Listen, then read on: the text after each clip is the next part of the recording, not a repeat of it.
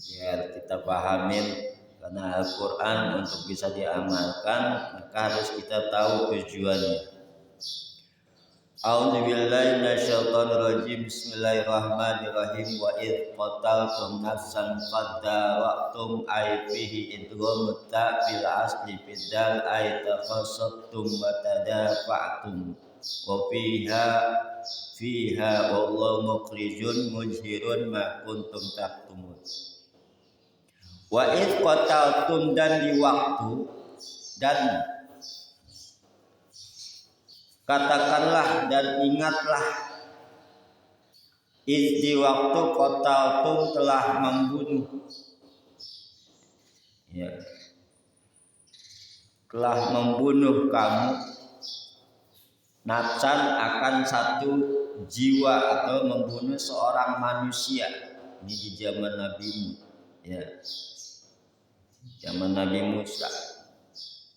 Fadara'tum fiha, lalu pada maka ia iddaraktum saling tuduh menuduh mereka. Ada mayat mati hingga nggak ketahuan yang ngebunuh, saling tuduh menuduh, ya, pihak di dalam itu, ya, manusia. Wallahu mukhrijum ma kuntum taktumun. Wallahu, dan bermula Allah, mukhrijun, hendak memperlihatkan, ma perkara, ya, kuntum yang ada, tum kamu sekalian, taktumuna sembunyikan. Allah tahu, Allah melihat, Allah bersifat ilmu, Allah bersifat basar, maha melihat, Allah bersifat sama, maha mendengar. Sebesar apapun yang dilakukan manusia, dari kita bangun tidur sampai tidur lagi, Allah tahu. Maka disuruh Nabi Musa itu, ya, umatnya untuk memotong sapi betina. Kan nama suratnya surat Al-Baqarah. Al-Baqarah kan sapi, karena pakai tak betina, perempuan. Kalau laki-laki nggak punya lubang kan, yang punya lubang ya perempuan. Itu makanya perbedaan sholat laki-laki sama perempuan lain-lain. Kalau laki-laki rendang, kenapa? Karena kalau didapetin ganjel. Ya, kelamaan lagi belum ngopi ini. Jadi disembunyiin, Allah tahu. Sebesar apapun ya disembunyiin manusia itu, rahasianya. Ya. Pakul nadribu ba'biha. Pakulna, Pak makakul berfirman Allah Ta'ala kepada kita. Ya. Pakulna, maka kami berfirman, kata Allah. Jadi Allah berfirman, idribu, pukullah oleh kamu sekalian, akan itu mayit, biha dengan sebagian anggota sapi betina. Jadi tujuannya motong sapi betina biar cuma tahu siapa nih yang ngebunuh gitu. Nah Allah berikan tuh, ya, petunjuknya kayak gitu. Cuman pengen tahu nih siapa yang ngebunuh, ya. Jadi seperti itu. Pukul olehmu akan mayit itu dengan sebagian anggota badan sapi betina. Bahkan dalam satu riwayat di sini ada yang mengatakan dengan lisannya, pakai lisannya itu sapi. Itu Faduriba bilisaniha, maka dipukul itu si mayit bilisaniha dengan lisannya sapi betina itu, au azbi janibiha, atau dengan ekor. Bayahya, maka kemudian hidup. Bangun mayit, umat digebuk pakai buntut sapi, hidup. Besok coba dah. Kalau giliran ini ya, giliran lagi korban gitu, ada buntut sapi, udah gebuk dia tuh Bang Andre, hidup nggak tuh?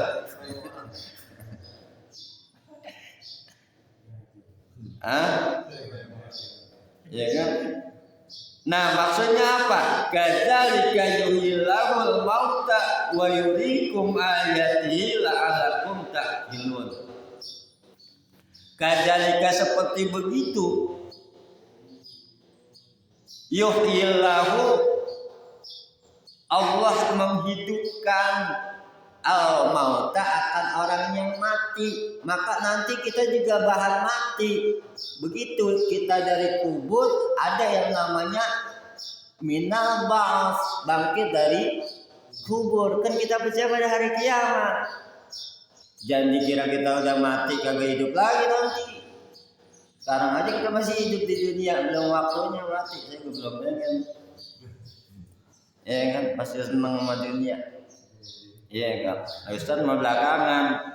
Kalau misalnya Ustaznya duluan, siapa yang mau bacain Yasin? Iya, torong-torongan lu beda. Lu bahaya lu. Torong-torongan ada jemaah. Jadi Allah berfirman seperti itu, yuhyillah, seperti begitu Allah menghidupkan al-mauta, akan orang yang telah mati, wa yuriikum, dan memperlihatkan Allah kum, akan kamu sekalian, ayatihi, akan tanda-tanda kekuasaannya. Biar apa? La'alakum ta'qilun, mudah-mudahan kalian banyak berpikir bahwa kita ini manusia bahan mate, sama calon mati, ya. Mikirin dah, udah punya bekal belum? Iya, GMB di rumah, masa nanti. Nah, ini salah satunya dari keterangan di sini. Ai takilun, ai tadabbarun. Apa kamu enggak berpikir? Fata'lamuna anna qadira 'alal ihya'i nafsin. Maka ketahui anna qadir, bahwasanya Allah itu qadir, anna qadir, bahwa Allah itu sangat mampu, ala ihya'i nafsi, atas menghidupkan orang yang mati. Dulu Nabi Adam nggak bisa ngapa-ngapain, cuma hanya tanah yang kering. Ya, Allah ciptakan dari tanah, 7 unsur tanah: tanah Horosan, tanah Babil, tanah Hindia, ya kan, tanah Firdaus, ya, tanah Batu Jaya. Ya. Nah, setelah Allah bentuk jadi manusia, lalu Allah tiupkan ruh hidup. Allah kuasa menghidupkan, gitu kan? Banyak lagi. Ada yang dia nggak punya bapak tapi bisa hidup, nggak bisa. Makanya Allah kuasa. Nabi Adam nggak punya bapak, nggak punya hidup, bisa ada di dunia. Nah, itu salah satu kekuasaan Allah agar kita mengetahui, ya tadabbarun, apa kamu sekalian memikirkan, ya, bahwa sesungguhnya Allah itu sangat kuasa, ya, qadirun ala ihya nufusi kasiratun. Patuk minuna, maka kamu kudu beriman, kudu percaya, yakin bahwa nanti akan ada namanya rukun iman yang kelima, percaya kepada hari kiamat. Yakini kita yang meninggal dunia bukan hanya sekedar meninggal terus masuk kubur udah nggak dihisab lagi. Nanti ada namanya minal ba'ats, bangkit dari kubur. Makanya di dalam Al-Quran dijelaskan, zalika kitabul la raiba fihi hudal lil muttaqin alladzina yu'minuna bil ghaibi. Orang-orang yang beriman itu percaya dengan hal yang gaib. Apa di antaranya bangkit kubur. Saya cuma nyeritain doang, belum pernah masuk dalam kubur. Emang bingung mau nyeritain gimana? Nyeritain dalam kubur, masa kudu kita cerita tentang kubur, kita kudu masuk dulu dalam kubur. Di kubur dulu. Ya kan gaib. Al-Quran menceritakan kan gitu. Ya kan? Summa qasat qulubukum min ba'di dzalika. Summa kemudian qasat.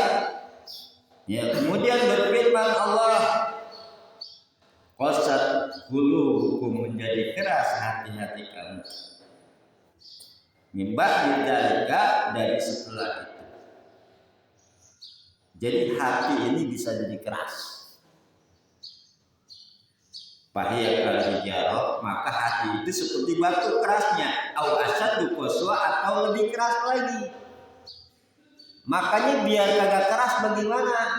Ngaji, disiram tuh, karena siraman rohani baik dari surat Al-Quran atau juga dari hadis-hadis Nabi atau ijma ulama, membuat hati kita ini jadi luluh. Dalam satu hadis dalam kitab Wasiatul Mustafa, Nabi berpesan kepada Sayyidina Ali, siapa orang yang tidak duduk di suatu majlis ilmu atau majlis zikir atau majlis apalah gitu ya, yang dimana di situ ada bacaan Al-Quran, hadis, ya kan, zikir. Kalau dia nggak 40 hari nggak duduk di majlis-majlis seperti itu, maka hatinya akan keras. Kok keras? Emang batu? Bukan keras seperti batu. Keras artinya tidak menerima nasihat. Ada yang begitu orang? Banyak.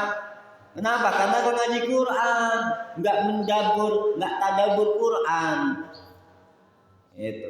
Dia hanya membaca, menghatamkan, ya kan, membaguskan, tapi isinya sama aja dibuang belakang, nggak diamalin.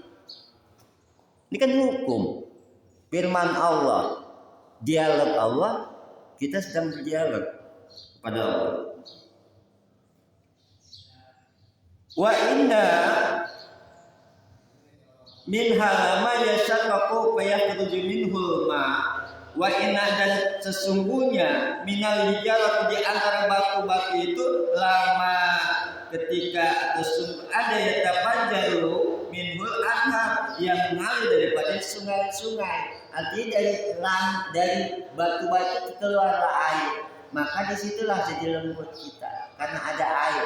Contoh, ada suatu ulama, ya, ulama itu di zamannya zaman Nabi kalau nggak salah ya, ada yang namanya Ibrahim. Itu dengan dapat gelar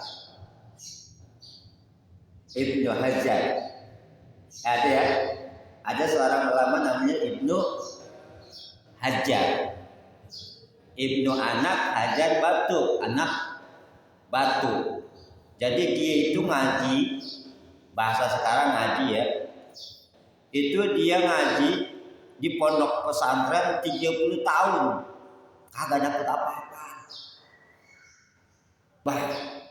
Jadi dia, karena dia merasa udah kelamaan 30 tahun di pondok pesantren kagak dapet apa-apa pisan, akhirnya dia pulang. Ya, diizin, Yai saya pulang ya. Emang apa? Saya mau istirahat dulu. Oh iya, pulang. Begitu pulang hujan. Kemudian dia mampir. Yang namanya hujan kan biar tak kebasahan mampir. Lihat nanti diteritikan. Amping di sini masalah kita teritikan tuh air. Di bawah ada batu. Tes lama-lama habis gak di batu di mana ya? Kikis lama-lama. Begitu dia ngeliat batu itu lama-lama kikis, dia berpikir Allah berikan dia taufik.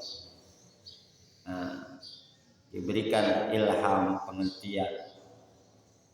Batu yang segitu kerasnya kena air bisa hidup. Masa hati nggak bisa luluh, nggak bisa lembut, nggak bisa kikis, gitu kan. Sekeras apapun batu yang menurut ini kan hati terbuat dari daging. Akhirnya dia balik lagi pondok. Ya, Assalamualaikum, salam. Nah, Ibrahim balik lagi. Ini Kiai ceritain begini. Akhirnya apa? Begitu pulang, jadilah ulama besar. Kisahnya ada di kitab diceritain. Nah, ini kalau lagi ini belum ngopi ini nih. Alexi. Entah di luar aja tanggung. Jadi mengalir daripada itu air, ya. Di batu itu sungai-sungai. Wa inna minha lama yashaqqaqu fa yakhruju minhul ma.